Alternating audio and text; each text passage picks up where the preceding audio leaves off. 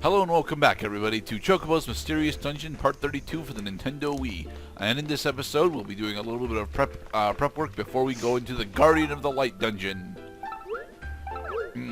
Yeah, Harry still isn't selling us anything that we need, so let's sell him things.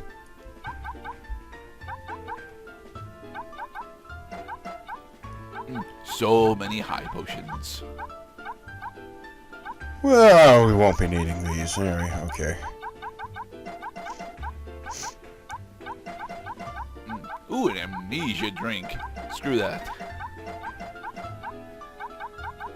I'm confused just looking at it. There we go. Yay. And I think we'll be attempting to do a little bit of reforging as well. Yep. Which vendor system do you like more, Mr. Gerda? Do you like the vendor system where the merchant always has gold ready to give you, or the system where the merchant has a limited amount of gold, which will be depleted by selling him things? The former. Specifically because RPGs have conditioned me to expect that particular system. That's where Skyrim had made a major divergence from Oblivion. It's quite unfortunate.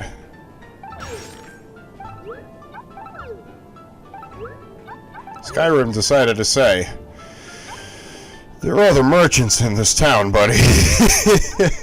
Yeah.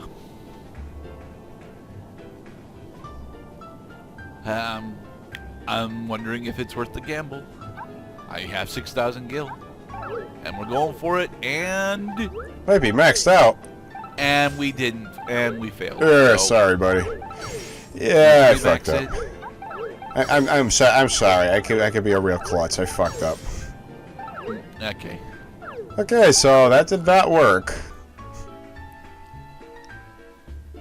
Mind you, an additional 5 points of defense right now is not nearly as significant as I pretend it is, but it is significant enough.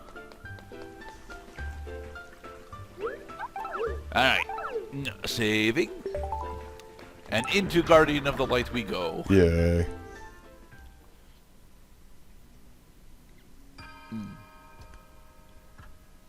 Welcome to the clock tower. Yep, White Mage is maxed out. We must now, thankfully, stop time. This is not a Castlevania clock tower, so although there are clock tower elements here, we don't have to actually deal with any of the internal mechanisms. Mostly, all we have to deal with are, you know, the various enemy loadouts that are here. And during this first trip, I'm actually just attempting to rush to the first boss so that we can, you know, ouch. Nigel Tonberry. Tomberry gave us the Tomberry knife, a pop-up card. Nice. What a freak. He's ready to cut you. Stab, but yeah. For upsetting him. Phoenix, down. Ouch. Excuse me? We live in a society, you know. They don't. They are monsters that live outside of it.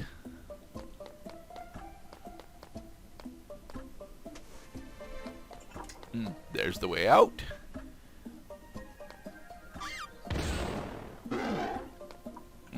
So it's new in the world of Cloud as we attempt to speed through this dungeon. Magic the Gathering cards. Okay, which one specifically? Of course, I must submit to the record our old friend Soren, the Imperious fuck you. Oh, come on. Imperious Bloodlord is only powerful because he allows you to cheat out bigger vampires. Occasionally, and yes, it is true. And I also picked up another Karn Planeswalker, so my white, blue, and green is a little more consistent. White, blue, and green has become a bastard child of mana production, and always has been, so I can not only get an Ulamog, with a Sentinel Flute, by the way, because I produce stupid amounts of mana, and then I get to cast really cool shit, like a Karn Planeswalker. And I thought it was cool that he uses 4 of any color mana, because I got 3 colors in this deck, and sometimes it sucks. So are you running Karn Liberator or Karn the Great Creator? It's the 4-drop Karn Planeswalker actually. Okay, so I think that's Great Creator. That's the one that allows you to wish a card from your sideboard into your hand. No, the Karn Planeswalker I have has as a -2 create a 0/0 artifact creature token whose power and toughness who gets another number of +1/+1 counters equal to the number of artifacts you control. I'm pretty sure that's Great Creator. It might be Great Creator. And yeah, Great Creator's ultimate is the ability to wish a card from your sideboard into your hand. But it's not a card from my sideboard though. It is an artifact creature token. No, that's his normal minus. His ultimate. The Crown Great Creator has got I think his plus is actually the construct. I don't remember. Because Gerdat has given me no choice but to open the box, I will clear this up once and for all. Which Karn Planeswalker we're talking about? Karn, Scion of Ursa. That was the one. Oh, that's the Dominaria one. Okay.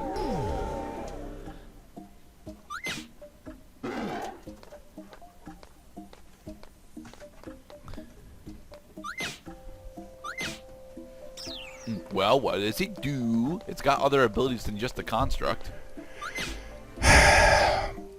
No, that was about all I had to say about the Karn Planeswalker. Just to clarify that it was the Scion of Ursa Planeswalker we were talking about. And on the subject of other Magic the Gathering cards, I am excited to build my Madness Vampires back up again because Archfiend of Ivner from Amonkhet is fucking ridiculous. Even though I would run 4 copies of it because he has Cycle 2 or get to cast it for 5 converted mana cost. And then I was also helping my buddy out get a bunch of cards for his set because he's still basically just getting started. Okay. What has he been gravitating to recently? Green. Yeah, but green is the trap newbie color. Well, sometimes you gotta start off with what you like, and then, you know, when you get to around age 6, you say, Blanky, it's time I put you away forever.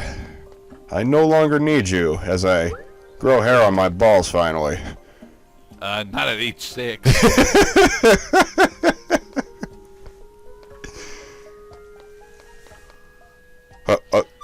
Hello there?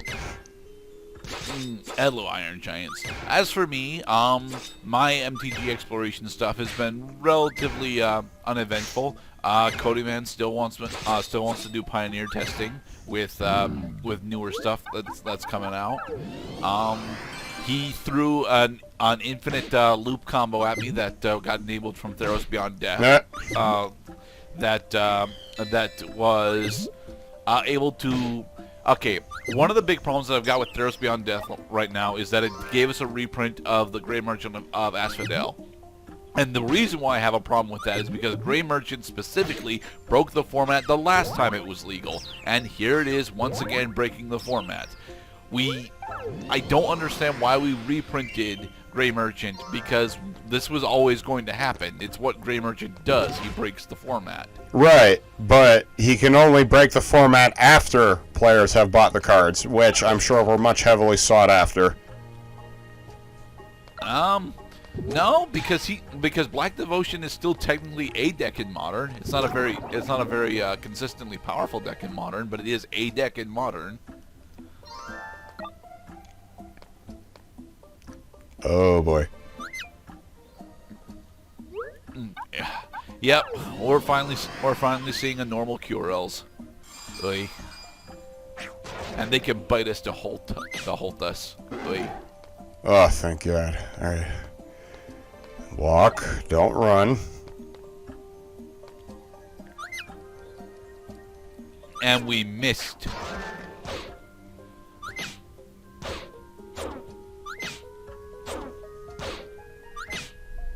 Let's see, what else is new? Well, it's officially Super Bowl Sunday over here, and I'm not entirely sure if we're doing anything for it, but it's finally someone that isn't the Patriots. Yay. It's Chiefs and 49ers, right? Yeah, it's Chiefs and 49ers. Super Bowl I don't 2019 regular season. The climactic conclusion.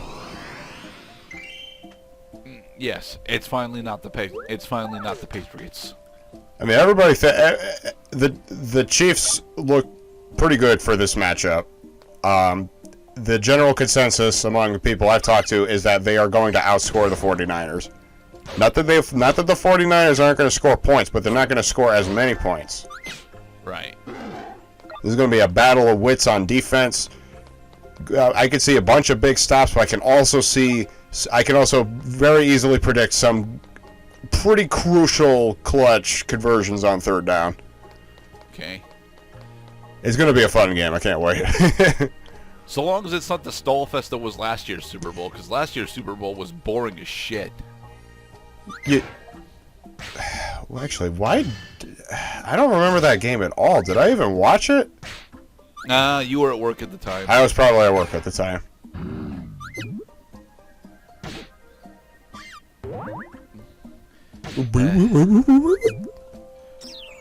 But that was the year that Adam Levine was part of the halftime show, along with one of the up and coming big name rappers.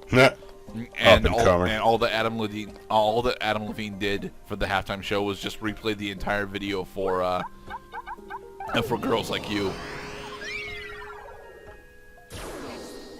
We smacked this an Iron Giant with Holy. Yay! I would actually be discussing a bit more about the Guardian of the Light dungeon, but one, the music track in here is very, very subdued, and for two, the most difficult part about going through this dungeon is the fact that we finally have to actually address QRLs.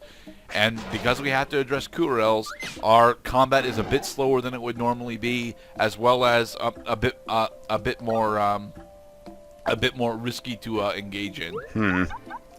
Seems like by the time you take out the first QRL, you're not even fully recovered by the time the next one comes around. Yep. These are relentless creatures. No. Stay back. We have identified the fading potion as the fading drink as a high potion. Back, Yay. you Chinese dragon, you! Chinese tiger, actually. No, we'll get to the Chinese dragons that are in this dungeon much later on. Because yes, towards the end of this dungeon, we will be fighting dragon-style enemies again, specifically thunder dragons, which is a new element of dragon that we have not yet seen yet. Discard to add up to 2 thunder dragons from your deck to your hand. Awesome. No, we're not running Dragon Draw Exodia. Or Thunder Dragon OTK. Did you know that they decided to make Thunder Dragon an actual archetype? Well, of course, because it follows one of the tenets of trading card games is that card advantage wins games. Although that's technically true, Thunder Dragon himself wasn't actual card advantage because you weren't actually getting anything of significant power from that trade.